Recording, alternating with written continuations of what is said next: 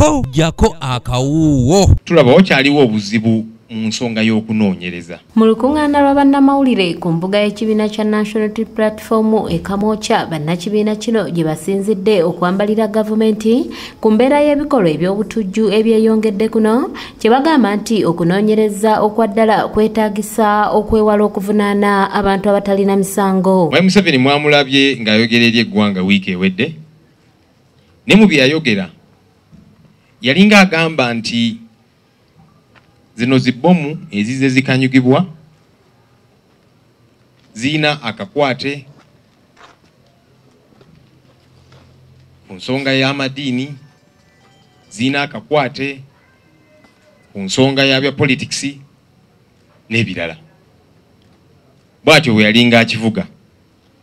Kati kitegeeza nti Mwami Museveni ne banne bagenda tandika kugendera bannabyabufuzi, gendera madiini agamu, era nga bwe kizze kibeera mujjukira Abiriga bamutaka Wesi n'abalala bagendanga mu mizikiti ne bayoola buli aliyo ne babatwala ne babatulugunya, eventually court ne bata kati balina musango naye nga babonodde ebiseera babatulugunyizza bali bubi. Joro Ssenyonyi era yanukudde omukulembeze w'eggwanga ku bulumbaganyi bwa bbomu obuzze bubaawo kuno. So kati ffe tugamba nti Mwami Museveni bw'anaasigaza endowooza eno bajja gendera abantu abakyamu, ate nga abakozi b'ebikolobero bino bajja sigala nga beetaayaaya nga bakola enteekateeka ate zikola ebikolobero ebirala. So ffe tugamba nti ensonga eno tugikwase n'amagezi, tugikwate mu ngeri ya kintu kikulu, naye bano abalina okukola okunoonyereza mwattu tebayambibwa okukola emirimu gyabwe. Kyovudde olaba okunoonyereza mu ggwanga lyaffe lino kukolebwa myaka ku myaka nga tebiggwa.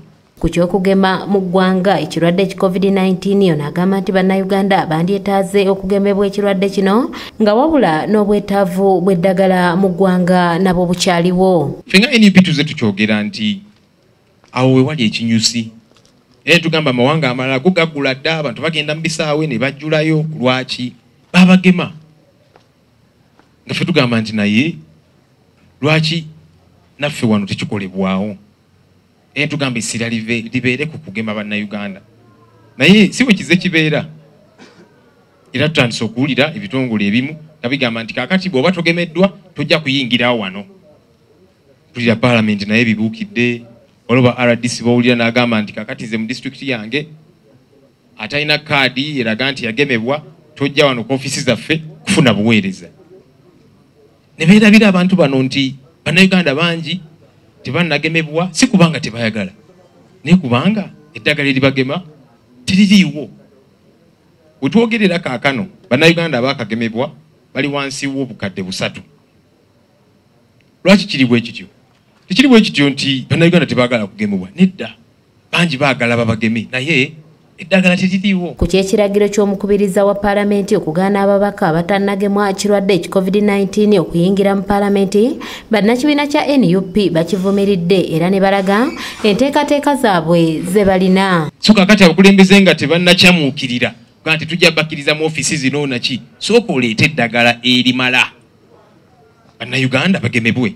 Nawulidde era Mwami Museveni ng'agamba nti nga tutuuse mu mwezi gwa Desemba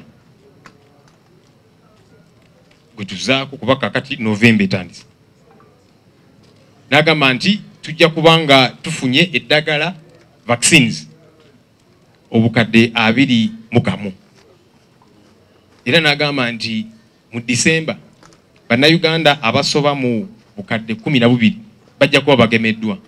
N'engamba ono awanjagidde babaka bannaabwe bannakibiina kya NRM okwegendereza ku mateeka agamu. Era njagala okujjukiza bakulembeze bannange, babaka bannange bano abali ku saidi ya NRM baneemwebereremu kubanga Mwami Museveni ajja batomeza.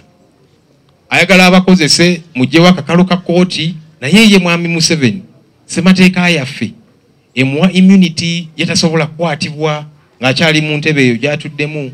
Naye mwe ababaka abagenda okuyisa kino temulina immunity nga ye gy'alina.